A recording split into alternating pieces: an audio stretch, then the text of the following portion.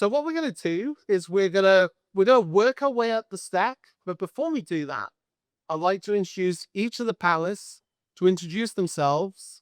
What's the big problem they've been working on in AI the last year? How we'll go through the panel just to kick off introductions. Mike, would you like to start?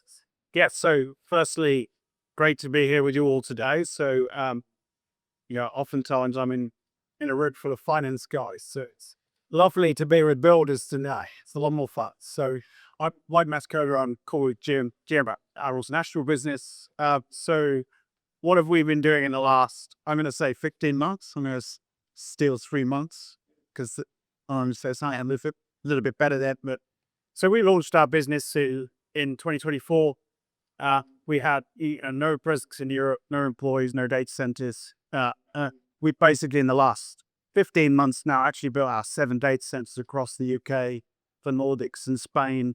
And one of the biggest challenges, I'm sure you'll feel it every day, is just the lack of the latest infrastructure availability in the European markets. So really our mission from launching our business in Europe was to deliver initially H200s and now Blackwell to the region. And typically, again, I'm sure you've all been through this, but it was taking 2 years for people to get, like yourselves, to get access to the latest infrastructure.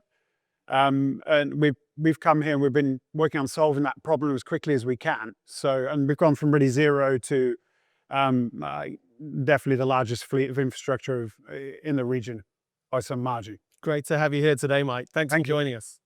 Tim, do you want to introduce yourself and what you've been working on the last year and the current big problem you're focused on? Sure, yeah. Hi, I'm Tim Rocktäschel. I'm a professor of AI at UCL. It's great to be back after a year, sitting here again. And we've been looking a lot into building foundational word models, the Genie models, similar to, I guess, what you've seen in the previous talk. And then I've also looked a lot into in-context learning, getting AI to make discoveries, try to get it to self-improve, try to automate prompt engineering, automate in-context learning, automate red teaming, and also automating AI debate, seeing if we can get AIs to, through debate, find more truthful answers. We've also looked a lot into reasoning with LMs, seeing if they can, through like more complex, sampling mechanisms, find better answers through different reasoning chains. And I think to me, the most exciting problem right now is, can we really truly find a way to get AI in a really open-ended, sustained way, make discoveries and get these discoveries accumulate over time as well? Really trying to automate a lot of the work that we as AI researchers and ML engineers are doing. And I think it's a natural transition from, obviously, over a decade ago, there was a lot of feature engineering, then there's a lot of model engineering, different model architectures, then the transformer came around, and then we had large language models. Now it's a lot of prompt engineering and context engineering, but I think a lot of these things we can also automate going forward. Tim, thanks for rejoining us again this year. Akshita, would you like to introduce yourself? Sure. Hi, so I'm Akshita Gupta, Senior Manager of the Data Science and AI at Brambles. I lead the team of fantastic data scientists, machine learning engineer, and generative AI engineers and developers. So what we do is we try to do all the initiatives, the AI initiatives, roll it out at the enterprise scale level with the right robust governance. So what I was busy in doing the last 12 to 15 months was creating the right foundation and architecting the right system, which really can build as a Gen AI platform on which we can have all our agentic AI and the Gen AI use cases deployed. Along with that, we are also focusing on making the local reasonable AI solutions much more robust, scalable at the enterprise-wide scale, and roll it out. So these were the 2 major areas which I was working on, along with the agentic AI POCs and pilots. What I'm looking in this current time, or what I will be working on, is the most exciting challenge across the enterprises, that how can we make these agentic AI systems from concept to at scale. So how can I deploy more and more Gen AI and agentic AI solutions in production at scale without compromising any technical debt, trust, or the governance? So that's what I'm looking at. Thank you. Well, welcome all three. So we're going to start at the bottom of the stack and work our way up. So first question for you, Mike. So back in September, CoreWeave announced a £1.5 investment in expanding its UK data center capacity, I think bringing to £2.5 million total. Is that part of a larger trend of sovereign AI and each country wanting its own infrastructure? Yeah, so look, we have many discussions around the world around sovereignty, and everybody is thinking through it. Governments are thinking through it, and definitely it's pretty high up on their agenda. So you saw the UK government release the AI Opportunities Action Plan, I guess a little bit over a year ago now, where they're committing to deploy a certain amount of capacity in the UK market to support the UK in general. And we've been quite involved with that. If we look at why we made that investment, there are a number of reasons why. So obviously there are many builders here in the UK. People need access to compute, and particularly when we're looking at inference, we need a footprint that can support that. So that's a big reason for us investing here too. And then also the reason we chose Scotland, because they have a lot of renewable power available in the market today that we can tap into and reduce the energy cost as well. But back to your point, it's really important that all governments are thinking around their AI strategy around the world. And ultimately, if you don't have infrastructure on your shores, it's going to be a challenging for you going forward. And particularly when you're looking at the increase in GDP that we're going to see from AI becoming more prevalent and everything ultimately running AI in the future. And you talk about serving governments, right? Are there any major differences from the infrastructure side of serving governments versus serving the enterprise? I think not particularly. I mean, from a security perspective, they have concerns around the sovereignty side of things. So that's something you need to make sure that we have a solution to support that. But the reality, if you look at the security standards of large enterprises, they're pretty extreme anyway, right? So I don't see a huge difference between both sides. And if you look at the workloads as well, obviously the reality is most governments today are trying to work out how to deploy AI. So from a workload perspective, it's not a huge concern for us either, because we build everything. If you're on a CoreWeave cluster, you can train on the cluster and move to inference immediately as well. So we're obviously catering for both sides of that. Got it. So Tim, obviously there's a deep relationship between infrastructure and model training. Do you think we're entering the era yet of diminishing returns from just throwing more compute at model training? I think yes and no. I mean, first of all, we've seen now, I think, two big waves of progress with large language models. The pre-training phase, which is starting to, I guess, plateau. And then you have a new paradigm, right? The post-training stage, reasoning tuning with reinforcement learning. And again, that might at some point plateau. But we also see already, I think, really exciting new paradigms emerging. My group at UCL, we do a lot of like open-ended learning research. There's a lot of things happening in terms of on top of that layer, in terms of in-context learning, building agentic systems that can show some kind of metacognition, memory over time, skill acquisition, and also retrieving these skills to solve problems. You've seen, I guess, over the last year, people working on automated scientists that can do, at least to some degree, autonomous ML engineering and AI research. And I think that is a really exciting world, right? Because those things could lead to another, I guess, big step in terms of capability gains, but also a lot of these things generate a ton of interesting data that you can then again use in the other parts of the stack. So I don't see any, like long term, I don't see like any reason to believe right now that that scale isn't going to be further fruitful in terms of capabilities. But at the same time, particularly in academia, you also should be questioning everything, right? Like we're doing deep learning the way we've been doing it for a long time now. And we actually know from biology that's incredibly inefficient and it's nothing like we learn as humans. So what I would really love to see is really much more risk-taking, much more exploratory research in academia and industry, really trying to question basically everything in that stack and really coming up with new paradigms. And I think in my role, like at UCL, I find it's actually quite hard to motivate people to work on this, because obviously there's a pretty clear defined path in terms of talent, going into industry afterwards with a certain skill set. So it's interesting to think about, like, how do you actually incentivize, again, that kind of risk taking. Thanks, Tim.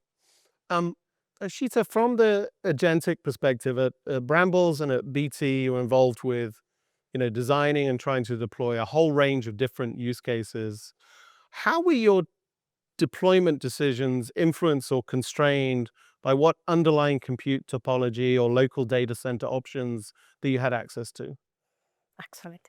So I guess the entire overall deployment of the AI have a pivotal role to be played under which are we using something which is central, or are we using which is local. So the compute topology overall really creates a massive decision maker playing role into when we deploy the systems. For example, we can deploy something centrally when it is a large language model kind of training.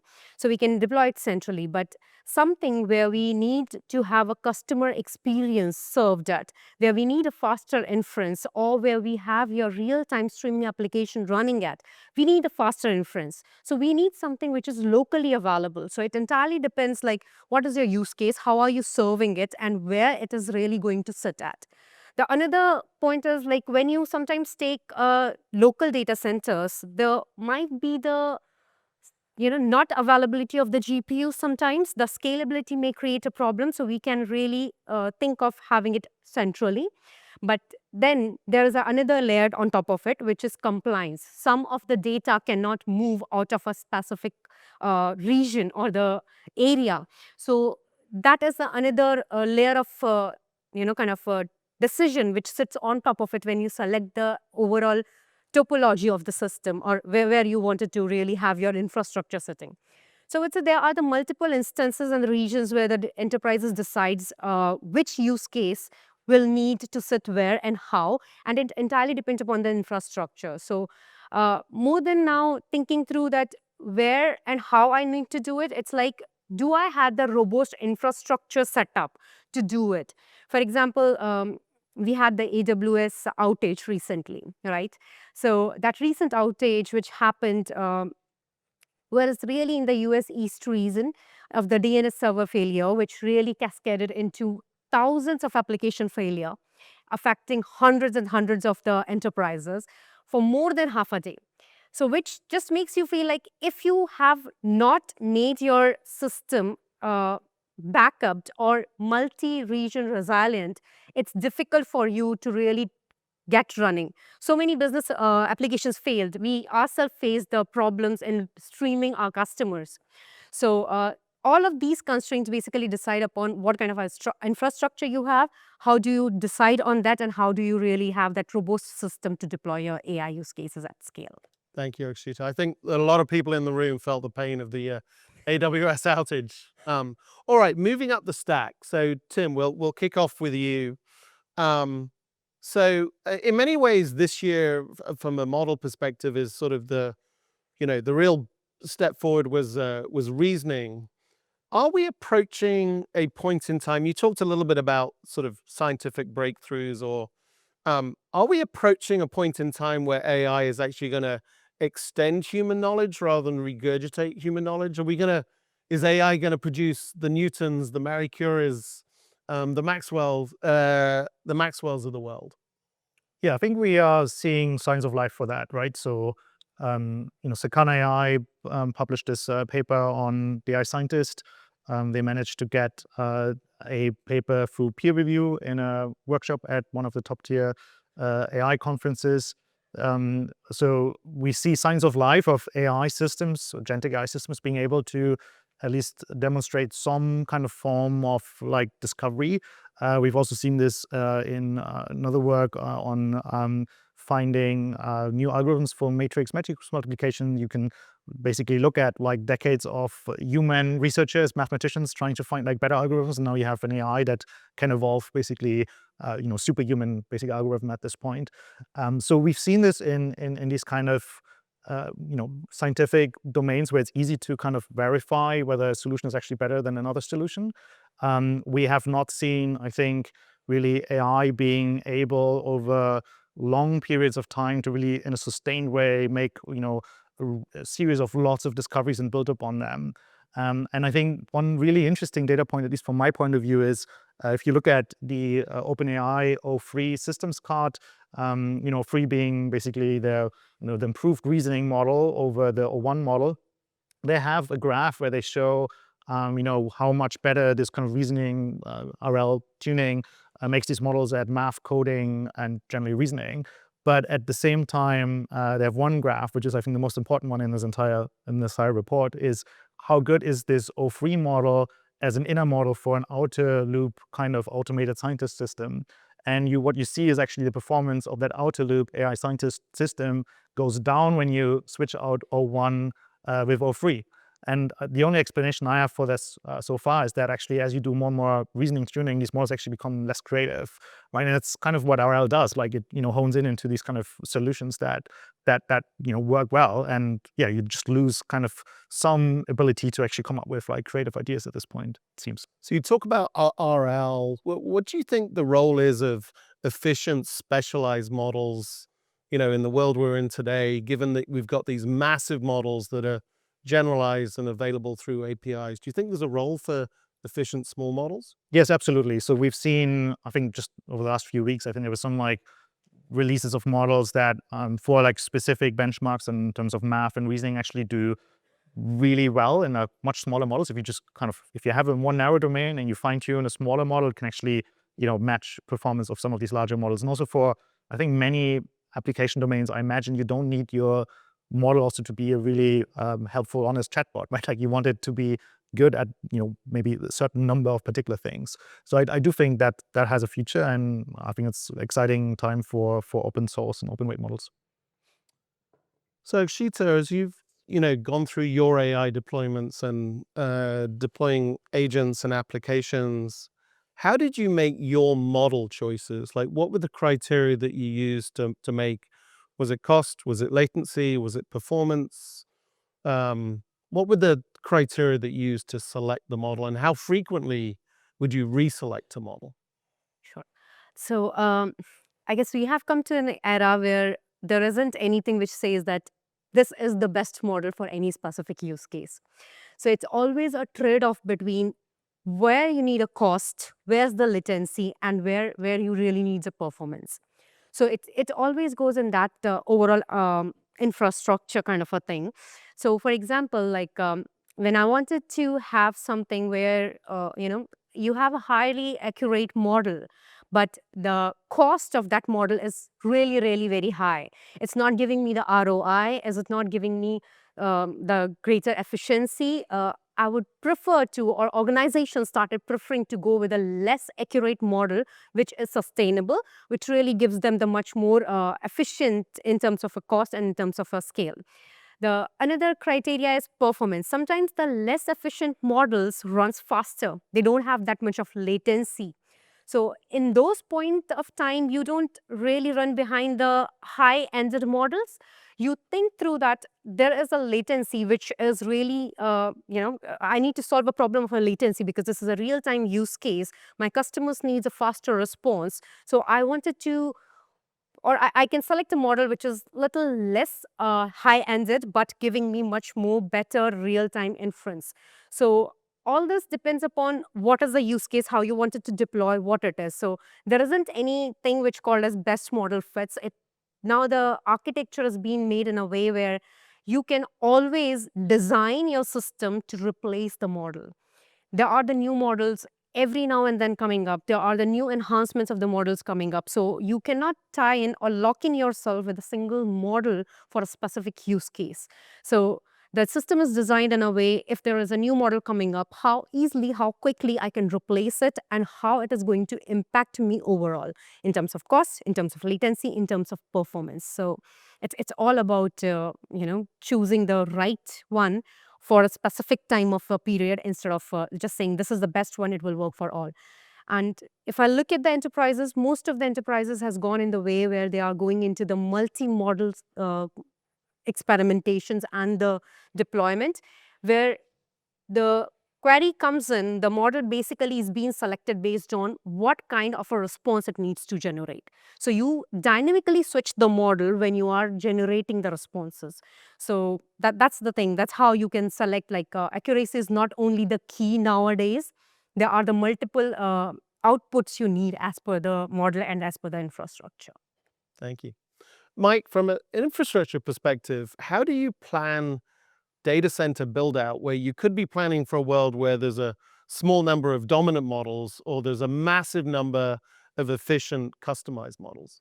Yeah, so I think when we're going through our footprint strategy and thinking through how we're going to invest and deploy infrastructure, so clearly we're thinking around the cost of energy. Typically, if you're in the middle of nowhere, the energy is cheaper. We're thinking about the regions that we're serving. So across Europe, our data center footprint, we try and be somewhere between 1,000 to maybe 1,500 kilometers from major metros. So you've got strong performance from a latency perspective. There are many different factors that come into it, but look, ultimately, we're always going to have some large sites with access to really cheap power that may be somewhat in the middle of nowhere that will be dedicated to training.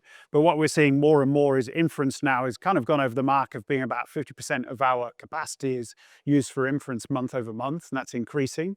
We're seeing that increasingly. So we'll have dedicated training data centers that will be there, that you're tapping into cheap energy. But that's, ultimately that's going to be a smaller portion of our portfolio going forward. And we really want to be within kind of that 1,000 to 1,500 kilometers from a major metro.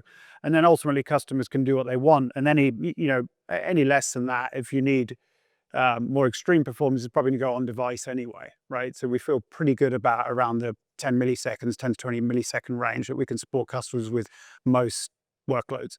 Great. All right, let's move up to the final part of the layer, the agentic layer. So, Akshita, maybe, calling on the experience you've had over the last couple of years, like, what are the use cases you're seeing for agents that have got the most robust enterprise usage? Of course. So I guess now in 2025, we cannot say that agentic AI is a speculative future. It's here. Enterprises are using it, and there are multiple areas where they are really getting the benefits. For example, the IT is the one. You have the support tickets. Think about so many of the support tickets, if it can be done by the agent, enterprises are using it. They are not only trying to reduce the total number of the tickets, they are not slashing that down, but also they are freeing up the humans who are doing the work so that they can do more creative work. They can do or focus on more, kind of bonding or skill bondings or bonding with the customers, doing the upselling or and all. So IT support is the one. The another area I see is the customer support, which again goes into and ties in back. You have the information fragmented everywhere. Now the agent pulls the information from all the systems and all the sources. So our average handling time per customer reduces.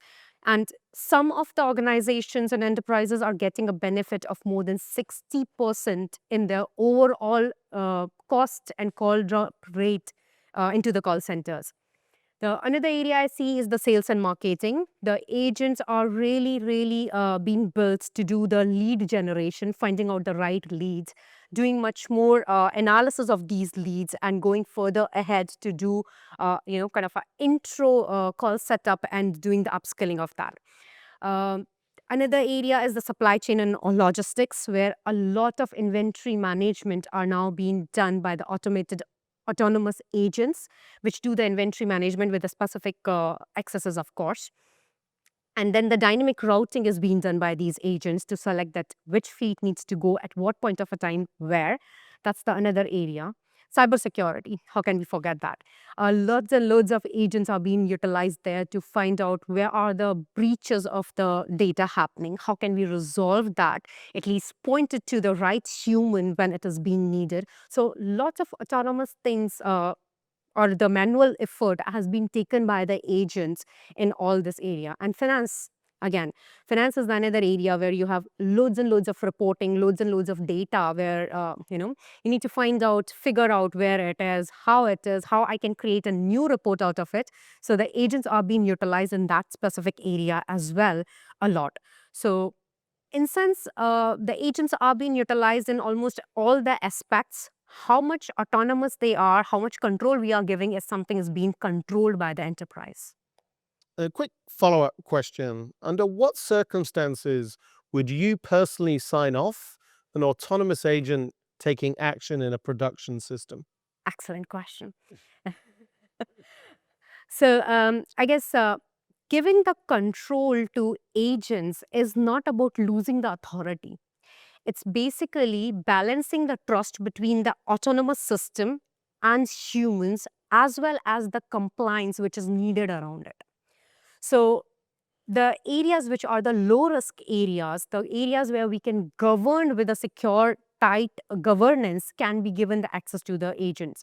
For example, the system agent can be given a controlled access, which we say that a supervised access, where they can come in, they can create a new service wrap request, they can update that request, but in a very conservative manner where we are not giving them the access to change anything into the finance or in their billing of the customers. So provisioning a customer or provisioning a service agent, the access can be given in that area, but not in the other area.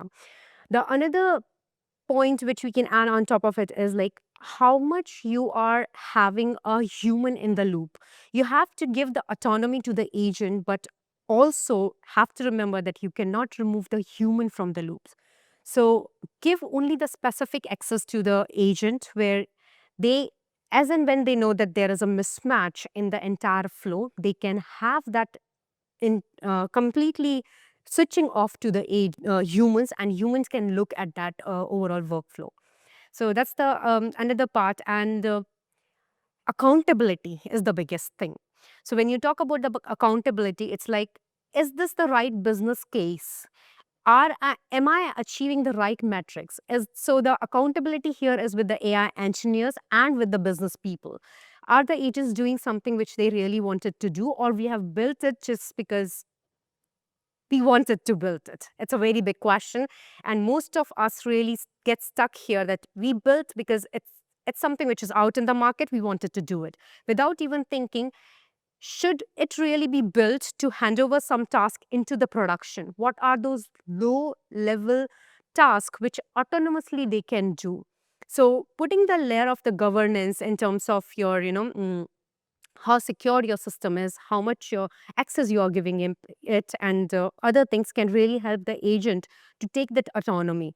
Also providing the dynamic accesses, and it's happening. That's something which we follow usually. Dynamic accesses means you give just the access for the time being and revoke the access. So you have that balance between the safety and the risk. Your agent is not always having the access to change the system every time. They have access to do a specific work. Okay, this user is someone who has come in. I need to set up an infrastructure for this user. Setting up the infrastructure, done. Access being removed. Now he cannot do any updation on top of that user setup. So the control access is another area. So if we think thoroughly, all these things, if we try to put in place and then do a handshake with the humans or ourselves and say that, okay, we have provided you a secured environment. Now you can run autonomously on specific areas which are low risk areas. Once you have tested the low risk repeated workflow areas, maybe we can extend it further too. Got it. Tim, obviously reasoning models were a big unlock for agentic use cases and for agents to take off. What's the next big model breakthrough that's going to be the next unlock for agentic adoption? Right. So I think I alluded to this a little bit. We have a research community within AI that looks into open-ended learning processes and open-endedness, almost like the way humans do science through like conjecture and refutation. They come up with new ideas, they implement them, they try them out empirically, analyze the results, and then come up with new ideas or varied ideas or refute like existing ideas. And a lot of the breakthroughs I talked about in terms of automating prompt engineering, automating red teaming, automating the search for algorithms, all of these are basically evolutionary searches that use foundation models as part of the core, right? Like they use reasoning models as part of the core in terms of figuring out how to, let's say, implement a certain idea and get empirical evidence. And I think it's really that kind of new phase of kind of test time learning that we are, I think, going to see much more going forward. Again, we've seen a lot of progress with pre-training and post-training, but I think now it's time for a new phase in which you really have AI, discovering certain stepping stones, building on top of these stepping stones to then come up with like new discoveries. And again, we see a lot of early signs of life for that already. Mike, I asked a question earlier about how small number of dominant models or a large number of specialized efficient models impacts how you think about data center build out. Similar question for agents, right? If you can imagine a world where lots and lots of enterprises actually have more AI agents than they have human employees, how does that world influence how you start to think about data center build out? I mean, the reality is majority of enterprises are running on decade-old infrastructure. It's ancient. So for us, it's great because clearly there needs to be a big build out and there'll be a lot more demand coming our way. But look, I kind of mentioned it earlier as well. So everything if you're running in a CoreWeave region, then we build the infrastructure which is fungible between, different kinds of workloads.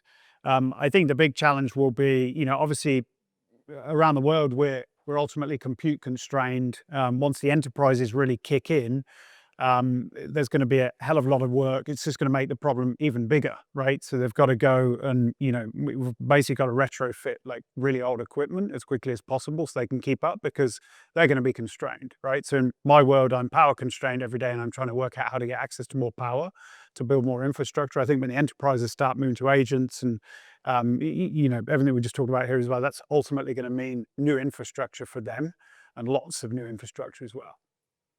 All right, we've made our way all the way up the stack. So now we're going to transition actually into a sort of lightning round and appear into the future. So starting with you, Akshita.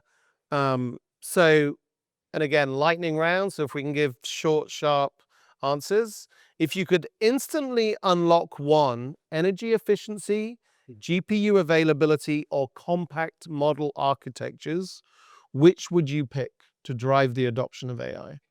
Energy efficiency. I guess that's sustainable and it can go wrong way for your enterprise to get adopted easily. All right, energy efficiency. Tim? Yeah, must be energy efficiency. It's lowest in the stack, and then everything else on top, you can just scale up more.